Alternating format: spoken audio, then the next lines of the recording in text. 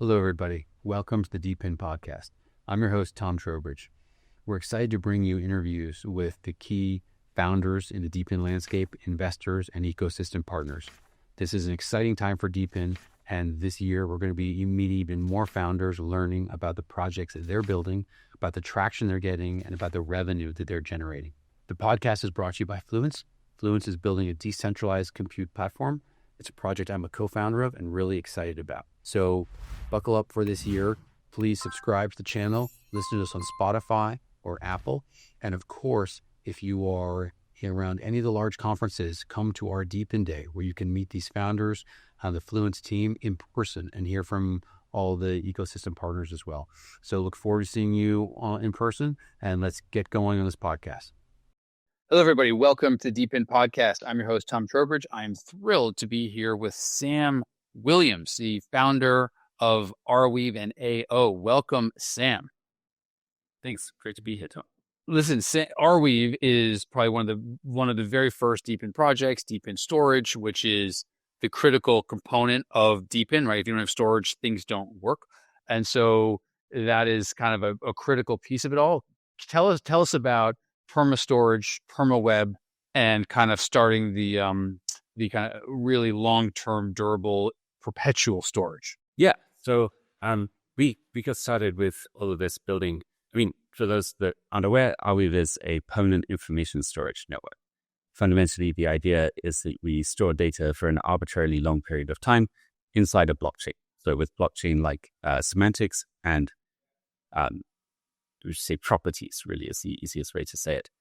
And then we scale that to arbitrary sizes. So any amount of data for the maximum possible time period that can be engineered to store. We got started with this because we wanted to make sure that it's actually newspaper records to begin with were not lost and couldn't be censored or altered. We saw that a key sort of, linchpin of any developing authoritarian regime is that they have to gain control of the information space. They have to gain control of the ability of people to understand the world around them. And that is actually the highest leverage mechanism to control human behavior. Can't solve all the problems in the world. We thought, well, that one actually, this new technology at that time, this was back in 2017, not quite new at that point, but certainly emerging technology of blockchain had some interesting properties. So it's censorship resistant, obviously, and it's also permissionless. And you could even store data on Bitcoin. In fact, we would argue that Satoshi used Bitcoin to store a record of history before Bitcoin was ever used to transact value. In the first block of Bitcoin, there is the newspaper headline from the Times in 2009. January 8th, I think it is. Yeah, bank bailout reference, yeah. There you go, yeah. And that's in the first block of Bitcoin. And that means that it's replicated on tens of thousands, if not hundreds of thousands of machines around the world. The likelihood that that piece of history is lost is like nearly zero, certainly for a very long period of time, unclear how long. But you couldn't store large amounts of data inside it. So in 2017, we set out on a mission to solve that. Make it so that you have a blockchain that stores arbitrary amounts of data for as long as possible. And when we launched in 2018, it was towards the end of that year, really in January 2019, when we were building it as an archive to begin with, and it still is an archive, but we were sort of building with that use case in mind. We thought, well, what's the easiest way for users to access the data? And the answer is it should be a web server. Everyone has a web browser on pretty much every device. So why shouldn't you be able to access the content inside it? You shouldn't need like a specialized client because that will, put an impediment on the people that want to see the data. The whole point is that it should be widely accessible. So we built it such that every Arweave transaction could be a web page to begin with. You archive a web page kind of like the Internet Archive, but on a blockchain. And then, at about January 2019, we had this realization that, well, if you have storage of static websites, you have the ability to, and there's also a little bit of indexing that the nodes themselves do, and you can access those index via the HTTP API, you have the ability to store web pages and web applications permanently. And this gave rise to the idea of the Permaweb, which is essentially, well, all of the applications and services that you use in the centralized web, but granting you permissionless, guaranteed rights to use the software over time, essentially changing it such that instead of everything being provisioned to you by a centralized company in cyberspace, you can instead gain access to things and, would you say, have the same rights as if you had them on your local computer. We saw that in the open source community. They built all types of software, desktop software, Linux, of course, and things that run cyberspace, if you will. Like all of the services in the background, not quite all of them, but a huge proportion of them are open source software. But the web itself, the services we use in it, never got to be open source. And we thought the reason for that is because the hardware provision is tied to the software provision. Right? So if you download a piece of open source software from the web, you run it on your local machine, or you're providing the software, so hardware. And subsequently, it doesn't cost anything to the producer of the application to have more users. But that's not true in Web 2. Every new user is actually more cost to the developer. And so we saw, well, look, if you can store your web applications in a decentralized way where the user can basically provision it from a node, either on their machine or on someone else's machine, maybe they have some kind of payment with that operator, then you can get the rights that you get with normal open source software, but for actual web services. And so that started like a half-decade escapade into building what essentially became known as the Permaweb, which is now like 15 billion pieces of information replicated in hundreds of places around the world, all available in web browsers. It looks and feels like a web, but it has the properties of blockchains underneath. And who are big users of that? You mentioned, I know Apple Daily, you mentioned newspapers. Apple Daily famously in Hong Kong archived all of its, past issues prior to the takeover. That was a huge kind of, high profile project of storage, which I think is, very, beneficial, obviously. Are there other, and I know you also at one point had a big contract announced with Meta or partnership with Meta around NFTs. So help us understand kind of both those examples. I'm dating myself by referencing them, obviously, but how have things kind of evolved? Yeah, well, I mean, the interesting thing is when you get 15 billion pieces of information, it's like the sources inevitably are very varied. Yes, people are using it to store NFTs, like when Instagram was storing, they allowed you to create NFTs from Instagram photos, this type of thing. They chose Arweave to store them, and obviously those are still around. Depending on the layer one network that people were using, it was about 2/3 of all of the NFTs issued on Solana, I think, were stored on Arweave, something like that, less on Ethereum. But yeah, that was a huge chunk to begin with. And then after that, it's people storing chain data, for example. So something we didn't realize until quite a lot later was that one of the fundamental things that every blockchain needs is some sort of peer-to-peer data distribution network. Right? You have to be able to send the blocks and transactions to people. And Arweave can really be thought of as like a peer-to-peer gossip network that never forgets, if you will. It will gossip your data not just between people over space, but also over time. So you store a piece of data inside it today, you can get it back 10 years from now. And so that's very useful when you want to distribute blockchains themselves. And interestingly, most blockchains don't actually have incentives for replicating the ledger. They have incentives for people to take part and to validate the ledger in real time, but not to store the alt ledger. And so, yeah, there's a whole bunch of projects, probably 10, 15, that are using Arweave to store the chains themselves. But there's another side to all of this, which is closer to how we really got started, which is, yes, at-risk data from around the world. People in many, many different places, Turkey, Hong Kong, particularly before the national security law was established.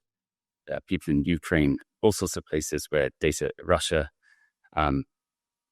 anywhere that data is at risk, people have used Arweave to replicate it and make sure that it won't be able to be lost, if that makes sense. Like, it doesn't matter who comes along and tries to delete it. You can wipe it from your local machine happily and have confidence that it's replicated in so many places elsewhere that it's just not going to go away. We call it the right to be remembered, rather than right to be forgotten. Love that. That's terrific. And I definitely want to dig into kind of the geopolitical implications of this a little bit later. But you built Arweave, as you mentioned, starting in 2017, 2018, early stage. It was DePIN before DePIN existed, obviously.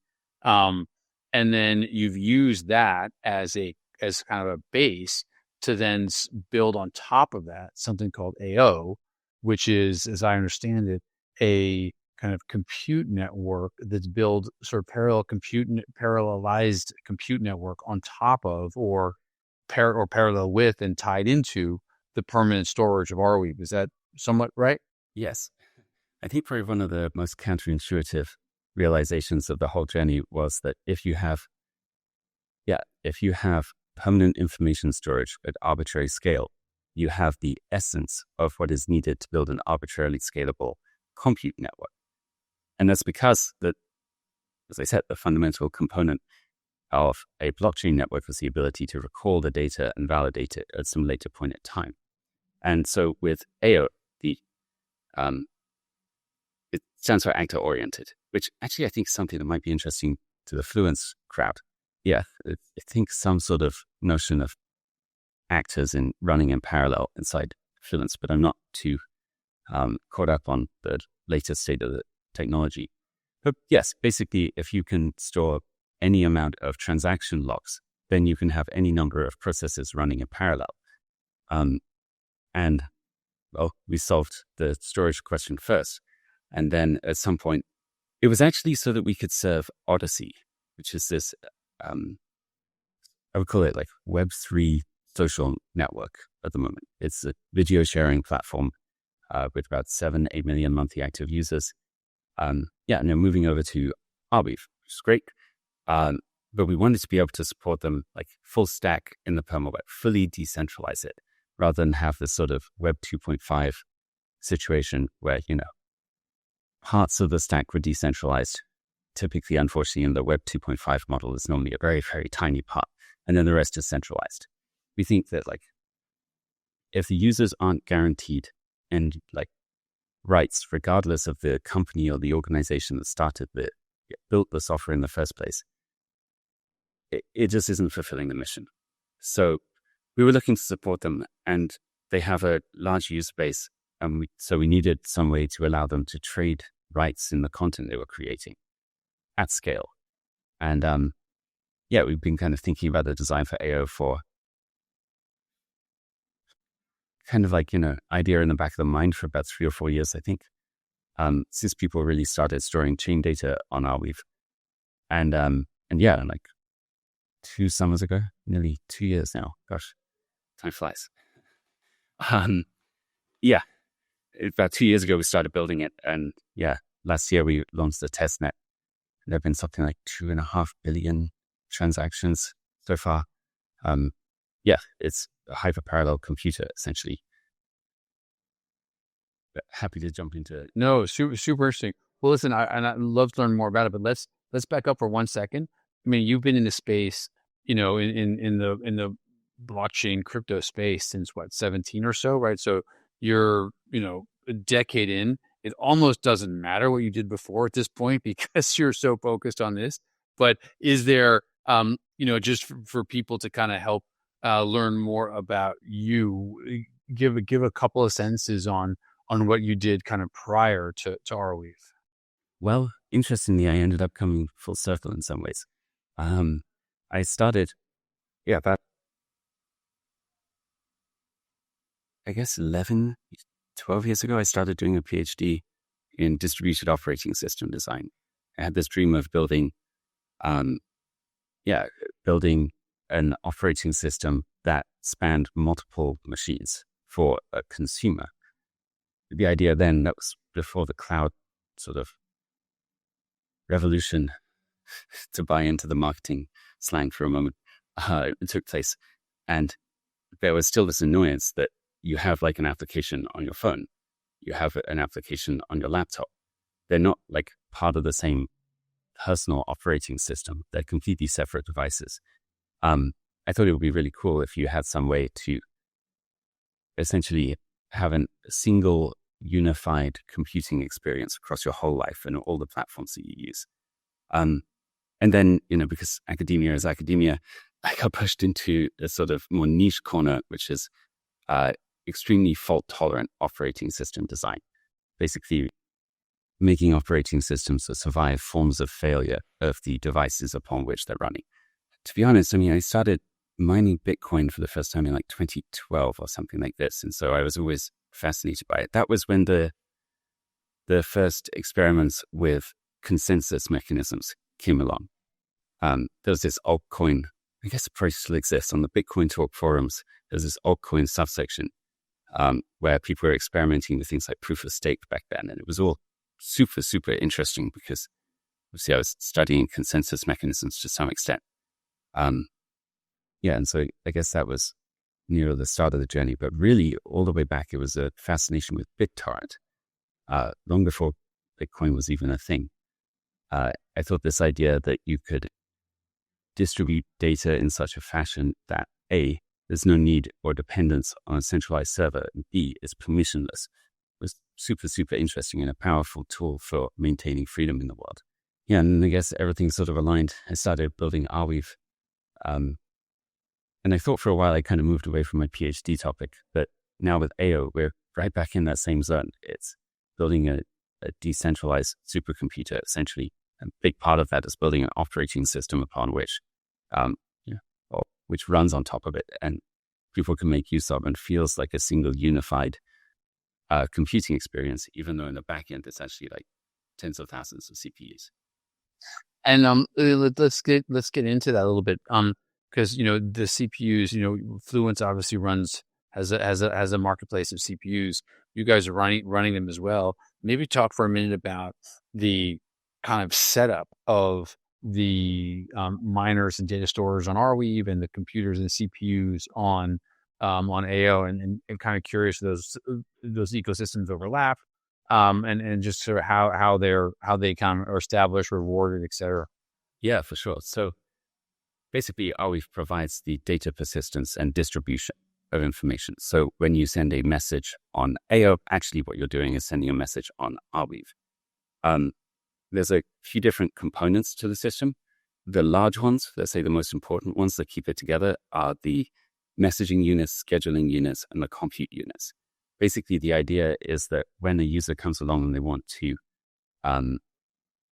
transact with the system, well, we want them to not just use one thread. Like if you look at blockchains, and particularly smart contract networks from just a pure computer science perspective, it's quite absurd that we've ended up with what are essentially single-threaded decentralized computers. They have one thread of execution that you commit in one go at once with global synchronization. I think, I've not tried this, but if I went back to my PhD buddies and I said, here's what my whole industry is based around, they would not find this to be a good, a logical design. And so we just tried to build the logical design as we saw it, which is, well, you have any number of parallel threads, and each thread is essentially like a blockchain, which we call process. Comes from the Erlang world. But yeah, you have any number of processes running in parallel. These scheduling units take the transactions, they give them ordering, and provide availability guarantees. And they do that by caching to begin with, but also uploading to Arweave, where people can get back the data later.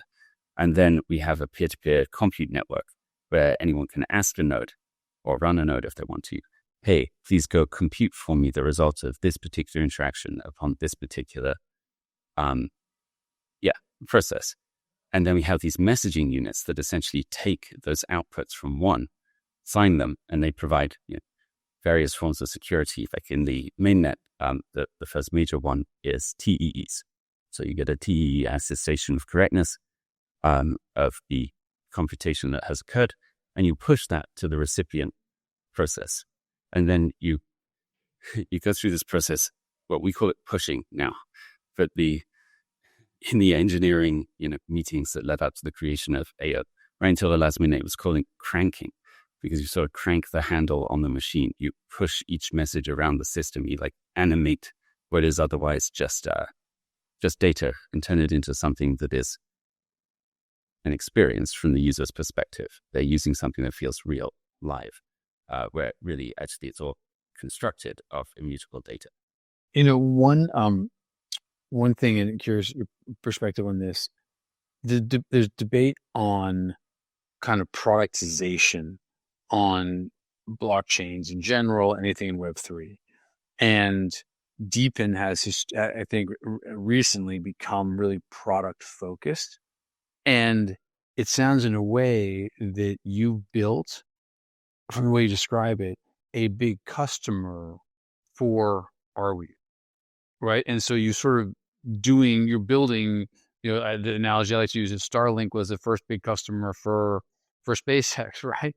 And now it's its own thing. And so is there some level of that because you knew what was most kind of usable and how to maximize that use? And so you built a use case because you were the best and most logical person to do so, but someone else could have as well.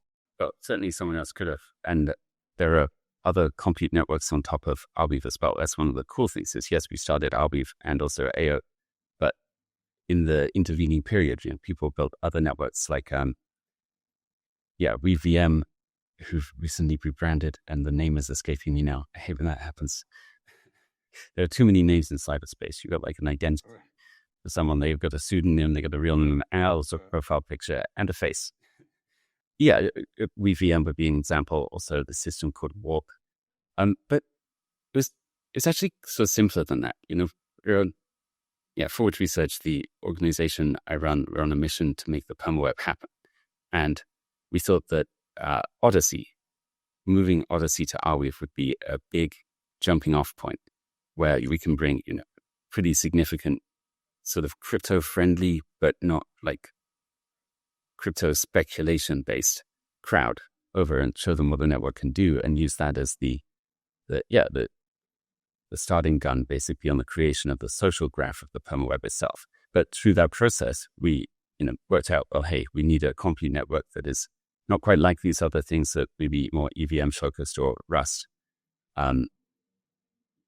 We need something that is going to scale to huge numbers of users. And so we started building it.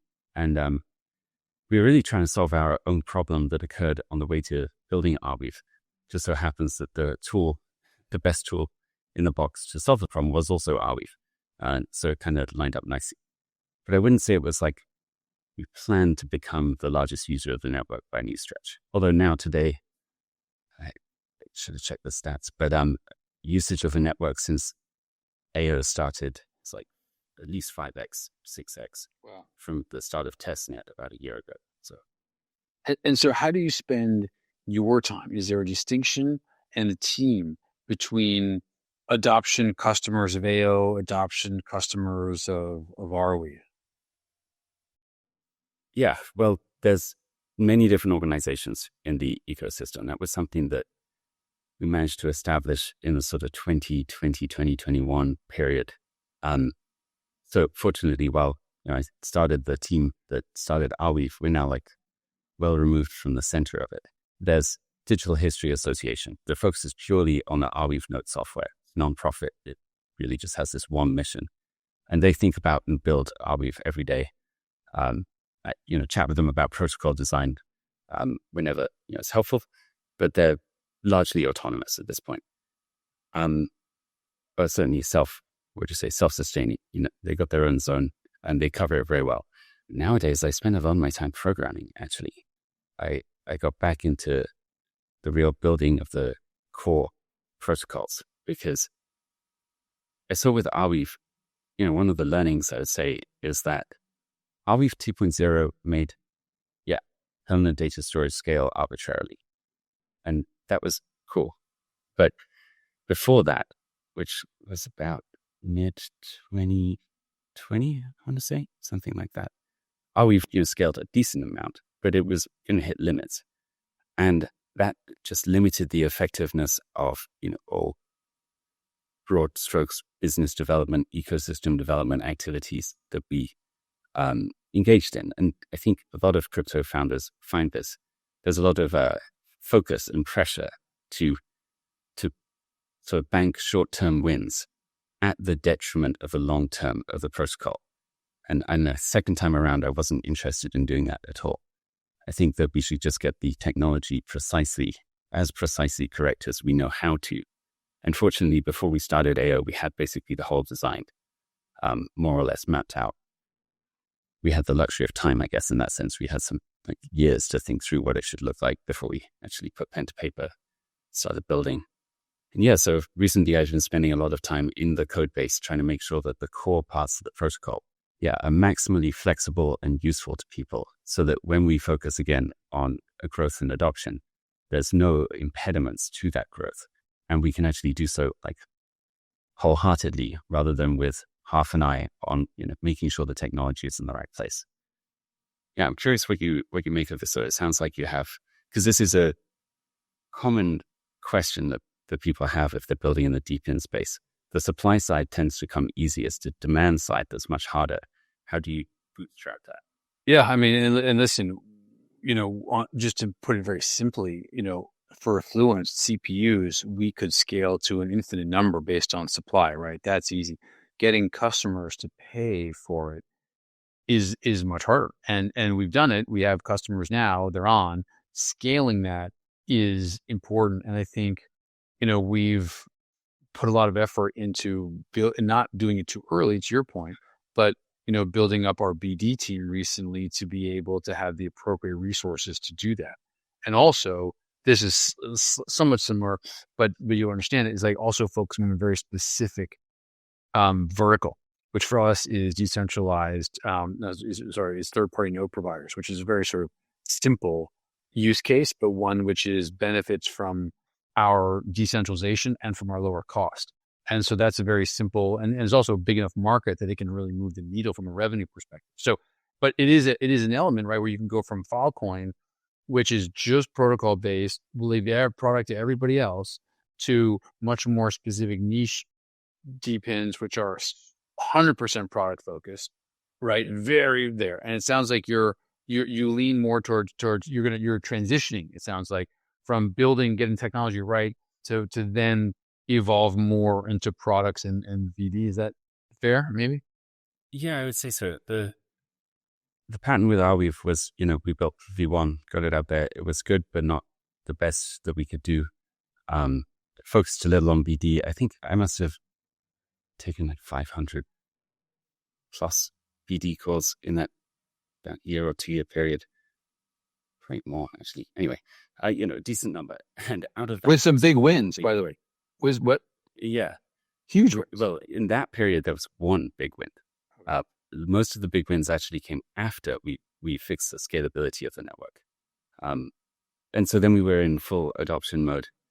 And the interesting question, right, is always build it yourself or enable the community to build it. And we always tend, if possible, to help the community build it so that we can just apply the protocol to as many different verticals as we can in parallel. And that's definitely hit or miss. I see it works for some ecosystems and definitely not for others. Ecosystem being maybe that moniker isn't quite even right in those cases. Yeah, it's always a tricky one. To what extent? I mean, our inclination is always just push opportunity out, basically give someone a design, say, this is an opportunity. No one's taking it. It's greenfield. Go around with it.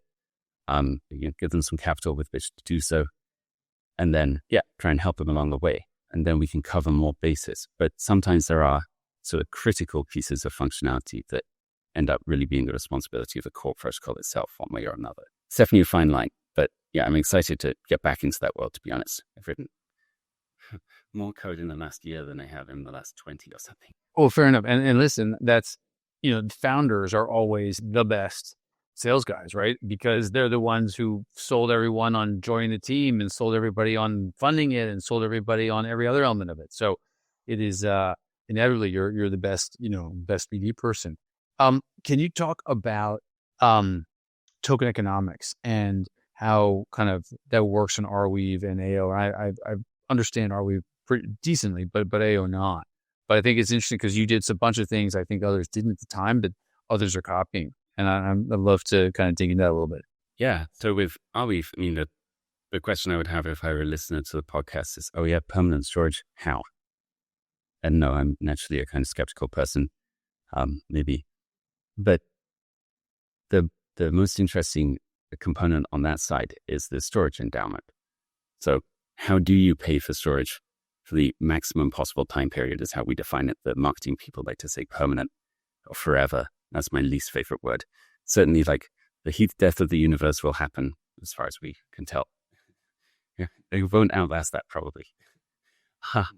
But it will last for the maximum possible time period that we could engineer. And the way to make that economically sustainable was an endowment structure. So essentially the idea is that you put enough tokens into the endowment with your data on day one to pay for 200 years worth of storage with a replication rate of 20.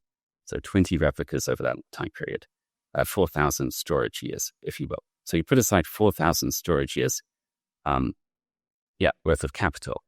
And then as the cost of storage declines over time, those storage years expand out. And interestingly, if the cost of storage declines at a rate higher than 0.5% on average, all else being equal, you end up with more storage purchasing power at the end of the year than you had at the start. It's very interesting. It's basically an endowment of a traditional form, but denominated in storage purchasing power. And backed not by having to have your capital be active in the market, but instead having it be basically just waiting for the cost of storage to decrease. And what's nice about that is that it's like you get this yield in storage purchasing power simply by holding value over time, because humans, we tend to make the cost of storage, actually it goes back longer than even, digital storage. So maybe spend a moment and describe how the Arweave system works and how you can pay one price and store something, maybe not in perpetuity, but for an indefinitely long period of time, 100, 200 years, whatever your metric is.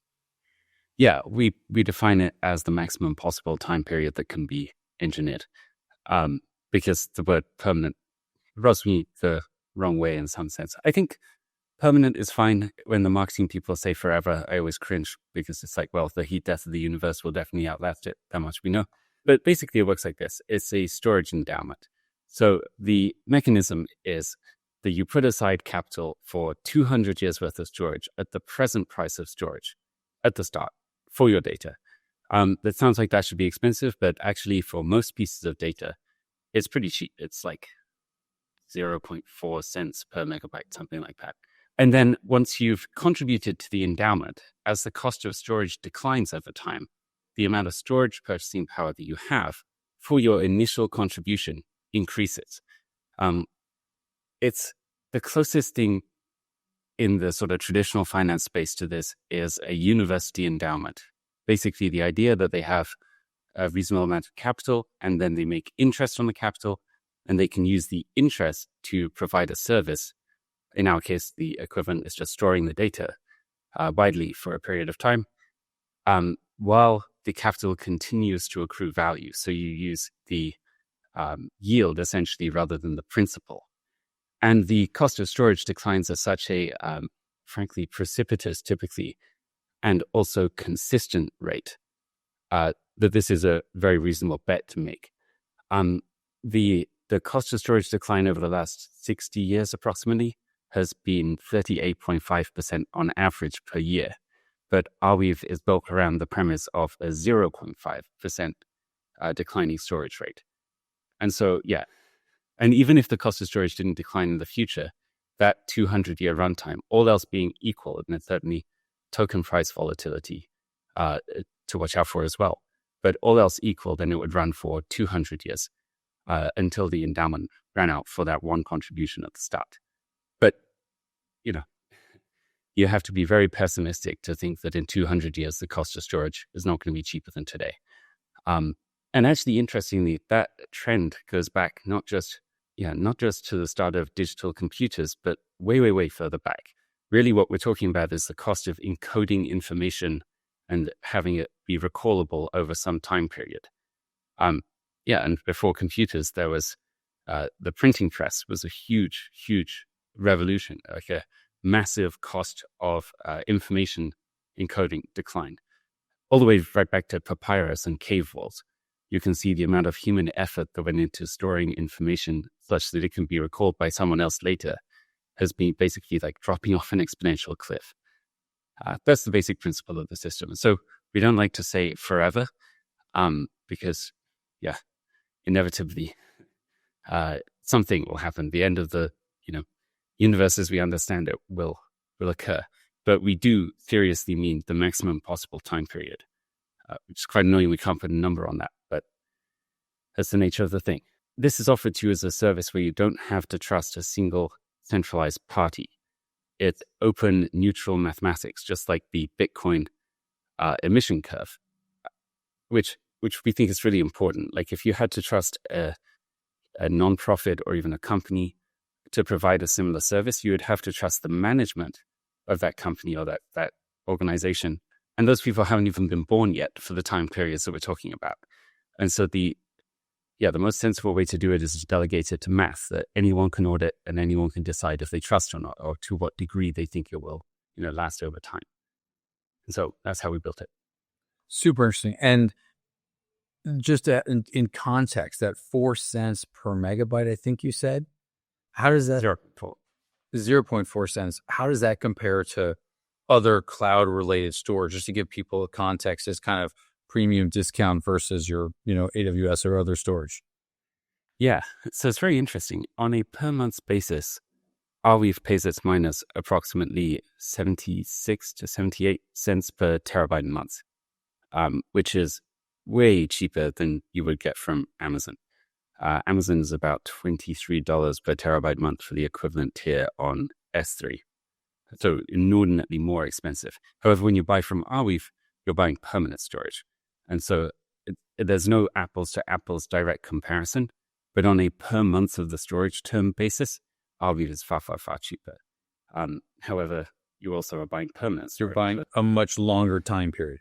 So it's very hard to figure out because you can't divide. You can't know what the denominator is. If you divide by 200 years, great. If you're dividing by a year, it looks a lot more expensive. Yes, although interestingly, it fluctuates over time. Last time we ran these numbers, it takes about 7 years before it's cheaper than S3. And you get the everything else free. But that's what's interesting. So if you want to store it over 7 years, it's even a better deal.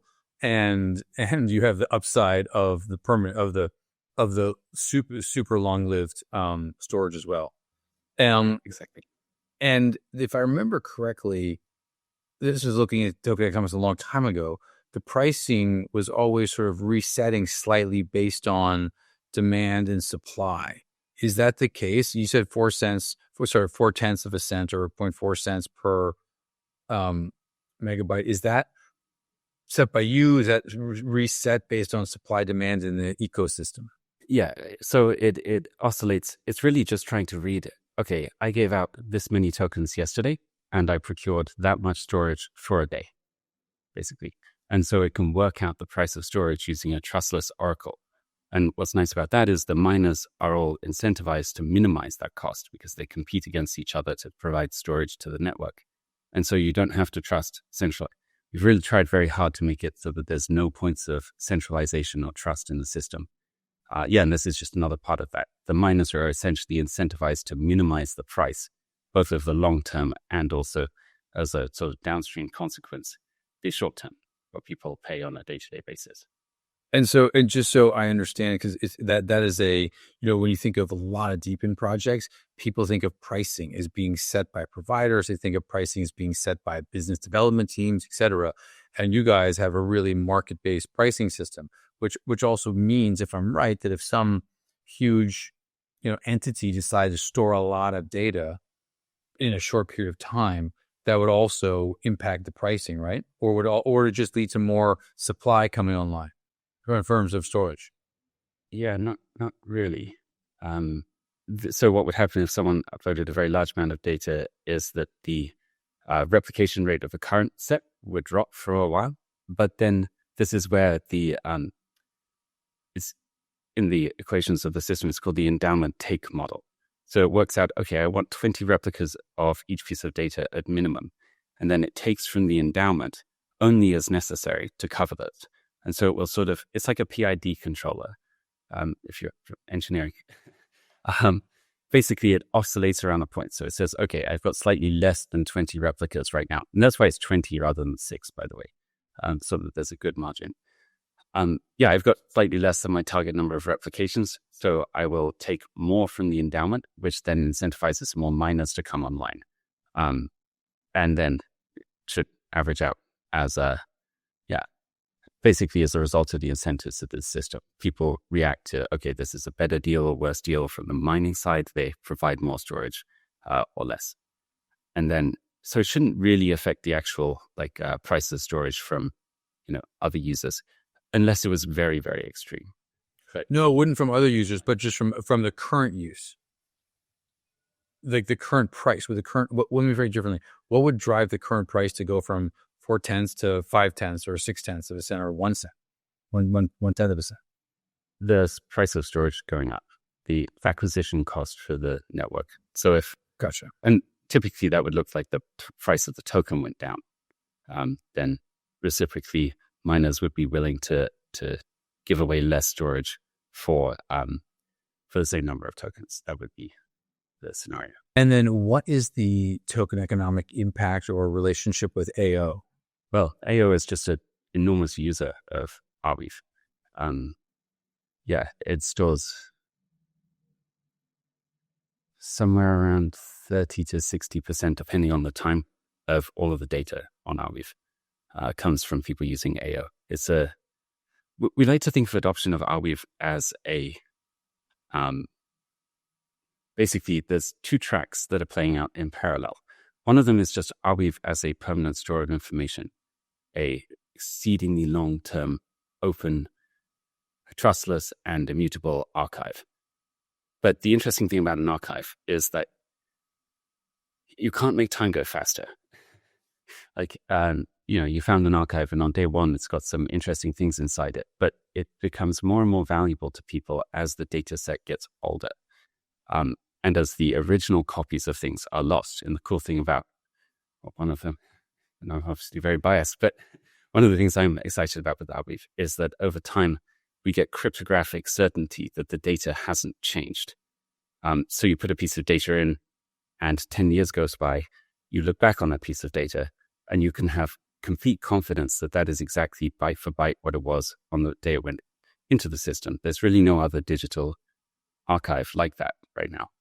And so we think that sort of track A, if you will, of Arweave adoption will play out relatively slowly in the early years, but will compound and snowball over time.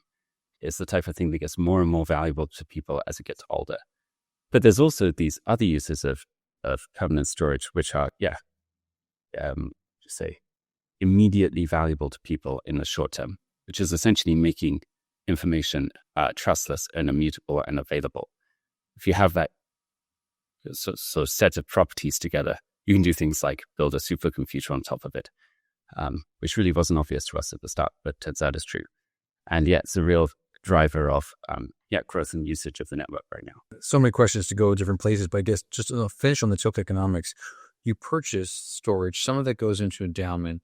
So how much is that? So if you think about a megabyte, a terabyte, or whatever being stored, some is used to immediately pay miners, but most of it, I think, is set aside to pay miners over time. So effectively, as you add storage to the network, your endowment is ever growing, right? So more and more Arweave is presumably locked up in the storage to pay for future storage, right?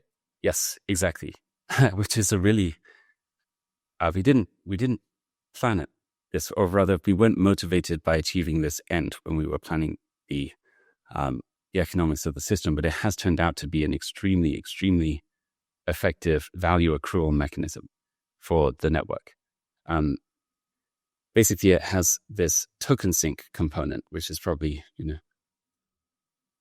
if you're aware of the DePIN space, you understand these general economics. But the token sink is not for some short period of time. It's not like you take the tokens out of supply to pay the miners tomorrow or today even. And it's, by the way, it's like 95-ish%, actually varies slightly. But around 95% of the tokens that you use to store data go into the endowment. And then it has this non-extractive mechanism for that ends up maximizing token, sort of value transmission, if you will. Like when you use Arweave, so why is it tuned to 200 years? You could have, in theory, said 100 years.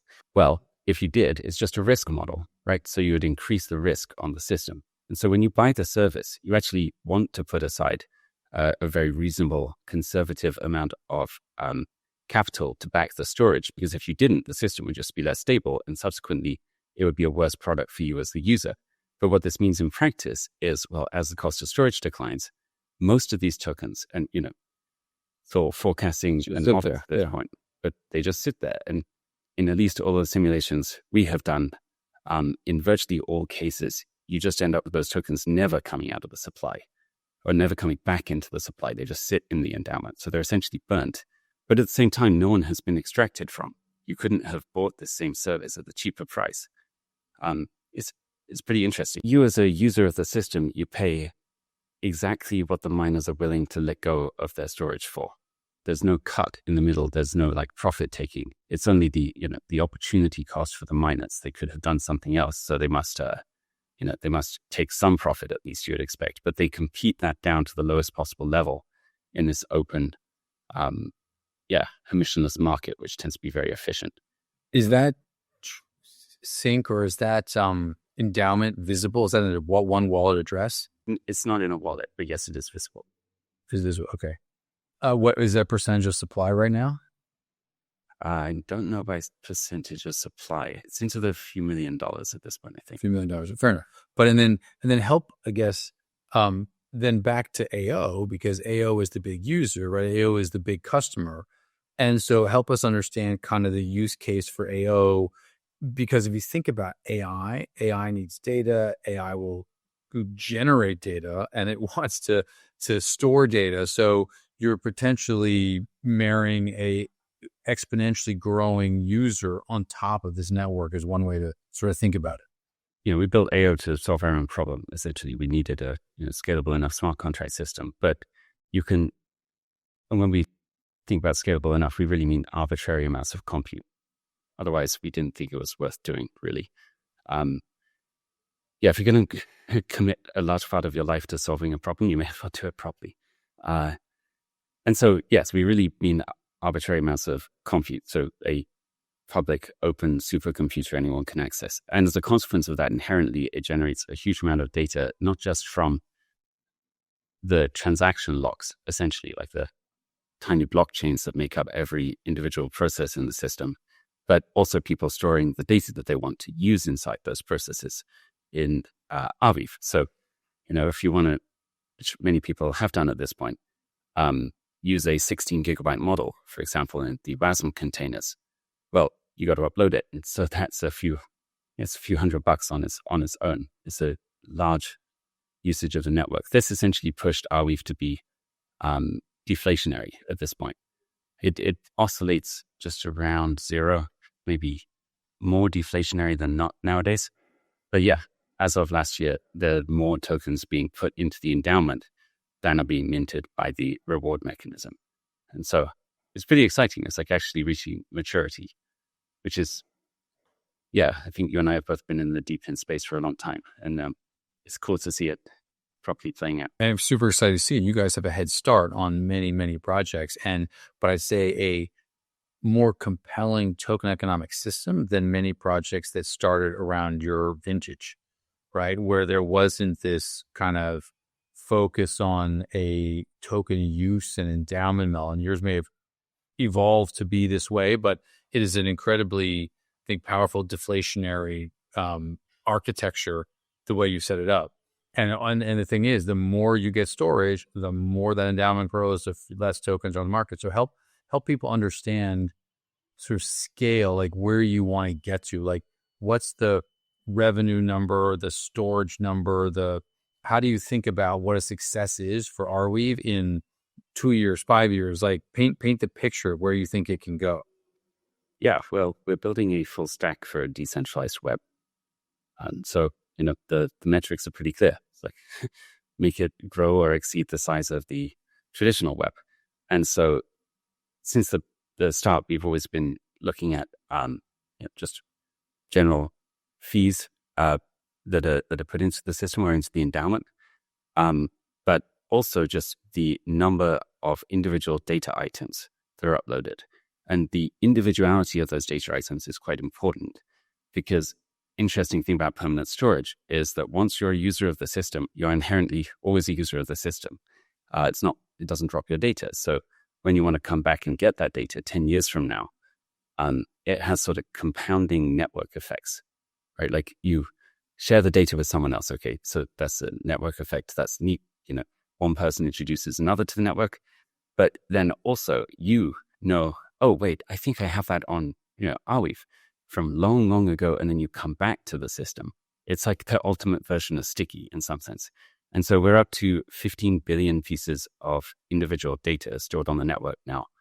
And for sense of scale, Google's indexes hover around 45 billion pages approximately. So a third of the size of indexed web. But obviously the indexed web is just a tiny, tiny fraction of the top. But certainly progress tends to be exponential rather than linear. So yeah, we're a decent way away from zero now. Long way to go still, but it's exciting. But help understand it, because you said 15 billion discrete pieces of information, but that's very different than the number of pages Google has, right? So those are not apples to apples metrics at all, right? No. Or are they? Yeah, so everything in Arweave is accessible as a web page. You can just point. Okay, so they are apples to apples. Gateway. Yeah. I mean, it's interesting. It's like, are they database entries or are they pages? Sometimes they're definitely very obviously pages. Your browser will render them as, it's like an app that you can interact with. But other times they're like individual pieces of information. And so if you go to that address, it will return for you, something useful, some information that you can use likely in another system. You might access it using an indexer rather than like a web browser pointing at the page. So it kind of depends, but it's pretty close to apples. Well, because I would think that, a discrete piece of data could be a letter I wrote, but another discrete piece of data could be the Encyclopedia Britannica from 1990 that I want index. And there's vast amounts of data difference, vast amount of cost difference, vast amount of impact on the network. They're pretty distinct, right? In terms of cost at a minimum, in terms of, right? Storage. Yeah, in terms of cost. So we've always also looked at what is the total amount of data being uploaded? Like I said, those are the two KPIs. It's kind of interesting. It's not like starting a Web 2 company, right? So a Web 2 company would have a certain set of users, and they pay subscription fees, and you have very clear revenue numbers. For networks, it doesn't appear to be. Yeah, it seems almost like mimetic prominence is at least as powerful as that. Like Bitcoin, I don't think anyone is particularly concerned about the revenue that the Bitcoin miners make from fees. I mean, actually, I'm somewhat concerned about it. I think it's an interesting question what happens when those fees become a large portion proportionate to the general block rewards. But that's a separate reason of conversation. Yeah, I think that in the general sense, it's about accruing a user base. And so this is why, so if someone uploaded a piece of information to Arweave, they're likely to want to come and get that information at some later time. And there's sort of, like you said, it's a sort of stickiness factor. And certainly at the beginning, I think that's probably more important. I totally get it. I'm just thinking more on X amount of data requires Y revenue, of which 95% gets locked up. I'm thinking way more simplistically and way more, mercurially, I suppose. And if you are, when you think about big customers or big users out there, whether it's AI from AO, whatever it is, you would think that there are some large potential use case and users that could drive a massive amount of data, which means a massive amount of revenue, which means a massive amount of locked Arweave. Yeah, totally. And that's definitely true. We just focused on one thing that I think remains to be clear is if there will ever be DePIN small businesses. Like I doubt that is my hunch. These networks will either be everything or nothing, most likely. And so we're just dead set focused on making Arweave the everything of permanent online storage, the sort of global knowledge base for, hopefully for humanity if we get it right. And so getting the number of users snowballing is actually like the primary focus, I would say, in the short term at least. Fair enough. Well, I mean, and that gets back to the geopolitical implications of this, which are both AI, also goes back to Apple Daily and others. And I think in the previous conversation, you mentioned having to be, resilient to nation state attacks. And so trying to think, how do you see Arweave from you effectively become a geopolitical player, right? Way more than most DePINs. And so how do you think about, how does that impact kind of the architecture and the build and the day-to-day kind of customer adoption even? Well, we would never want to be a geopolitical player, but we got into Arweave because we saw that there was a major problem that needed to be solved. I was very, very concerned that we were approaching some sort of, you call it like neo-authoritarian pivot point. Basically, the technologies that we've adopted. I find it so ironic that in 1984, right, the telescreens had to be placed into everyone's houses. Actually, in reality, it's more comic than that. We adopted them like completely voluntarily, eagerly. Yes. Yeah, exactly, eagerly. But that why did we adopt them? Well, because the technologies are extremely powerful and they're useful to us. But we wanted to see a world where the technology was, just say, empowered the individual, didn't entrap the individual. And many people see problems, with the world, but they often get stuck in a trap of, well, we can't solve all of them. Or, we'd have to change absolutely everything in order to solve this particular problem they're concerned about. But I really like this idea that, well, if everybody just bit off the bit of the problem that they could chew, that was, that they were well skilled to address, and that would contribute to a solution and was on the edge of achievable, like in that zone that stretches you, but doesn't, but isn't completely impossible. That's the zone you want to be in. And so we thought, well, making it so that people had the right to speak online, full stop, provided by protocols, such that they only had to trust math for the provision of that service, that would solve the problem or start to solve the problem that we were concerned about. And so, that's how we got into it. But we would never want to be a geopolitical. Yeah. I think Satoshi got it right in being anonymous on that front. Yes, fair enough. But also that also leads to the point that you want data upload to be permanent. It also leads to the risk that also misinformation could be uploaded and be permanent as well. And so your job isn't to be a truth arbiter, but it's there and people have to sort it out at some other point, right? Well, I think, yes, that is technically true, and also the practical reality of using the system. But I think it speaks to a more interesting aspect of this world we currently find ourselves in, which is that it's bizarre that people have just so eagerly taken to the word misinformation or disinformation. It's like, okay, that's fine, but really it's just information. Who is going to tell you? Who gets to decide what is misinformation or disinformation? And it's a very, very hard problem. And this is not to say that we don't see the issues of untruths being spread by people. Like we don't want that either. But the truth is that the only alternative to allowing people to spread untruths is to have some smaller set of arbiters that get to decide what the truth is. And that way lies tyranny. It's really not a good idea. It's very interesting how people adopted that mindset so eagerly when actually it disempowers them. Totally agree. I mean, no doubt whatsoever. I just think about, the China Daily or the Apple Daily is uploaded, and then so the competing entity will say, listen, I want my version of history to be different, so I'm going to upload all this other stuff which says completely opposite, right? Yeah, so do it. That would be great. Yeah, no, fair enough. It's going to happen, right? I get it. People will figure that out down the road. Totally. Listen, I think that is it is, I guess, last question for you on AI, given the AO piece. How do you see AI using AO most, or where's that interplay going to be kind of most relevant for you, do you think? Yeah. Okay. Near-term practical one, and then a more sort of, let's see what you think about it. Okay. So near-term and practically, autonomous financial agents. It's very simple. They need to do a decent amount of compute.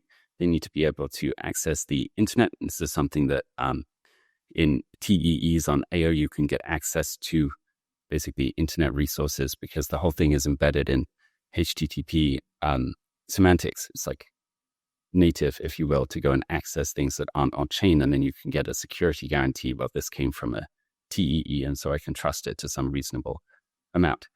So you can even go read the Wall Street Journal, process that in your agent, and then have it make financial decisions autonomously inside the system. And this is, you don't have to be very creative to see how this could be a good home for AI. I see that basically in the DeFi space, that part of the industry did a good job of decentralizing the fundamental economic games that take place in TradFi. Some extra ones that were created, but largely ports of the existing systems to run trustlessly. That's cool. But if you look at the economy, you see that, 83% approximately of all trades that happen on the NASDAQ happen as a result of agents, of AI programs. And really, all of the interactions that happen occur because of intelligence of some sort. So it's like we decentralize the games themselves first. But if you can decentralize the intelligence and make that trustless, so you can, for example, deposit tokens into an agent, and the agent has a known strategy. It's going to go and execute this and this and this trades under these conditions. Then you have trustlessness for money management, which is really something you couldn't do previously. I think that's a very clear and obvious use case that people are starting to explore. So that's exciting. I think long term, maybe we save that for another podcast. It's an interesting one, but sure. I want to make sure I address it properly. Fair enough. Listen, appreciate it. And I guess tell people how to, how to follow, how to stay in touch, how to participate. What's the best way to follow you, Arweave, and kind of get involved and start storing their data on Arweave? Yeah. So we have a Permaweb page that we made at arweave.org or arweave.any Arweave gateway, ar.io for work.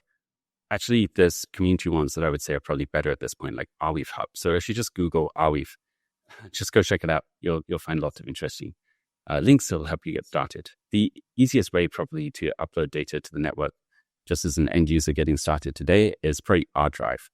So if you just Google Ardrive or ardrive.ar.io or any other gateway, then you'll find it. It lets you pay with a debit card or credit card. Sorry, debit card. I'm from Europe, so credit card if you're in the US. And just start uploading data to the network. In the background, all the payments are settled for you. And for AO, it's just ao.arweave.dev or .any gateway, and you'll find it. Terrific. And following you guys on X, on... Yeah, I'm Sam E.C. Williams on X, unfortunately. made the Twitter account long before I started using it, and then I never changed my handle. Now it's kind of too late. But there's also Arweave Eco account, which was the original Arweave team account, but now it just sort of reposts, and it's become basically an aggregator for the wider ecosystem. So all of the key ecosystem projects can post there. Also AO the computer, or autonomous finance, or community labs. There's a bunch of them. If you just search, you'll find us. Fantastic. Listen, really appreciate having you on, and look forward to having you on and talking about the future of where you think it's going. So, and maybe in the next 6 months we'll dig into that. But thanks for being on. I appreciate it. That sounds fun. Excellent. The DePINed Podcast, the place where we explore real world use cases unlocked by crypto. That's all for today. Thanks for watching to the end. If you enjoyed this episode, please help us grow. Add a like, add a comment. And of course, if you have anyone you think we should be talking to or have on this podcast, either leave a comment there or reach out. But thanks for watching, and we'll see you next week.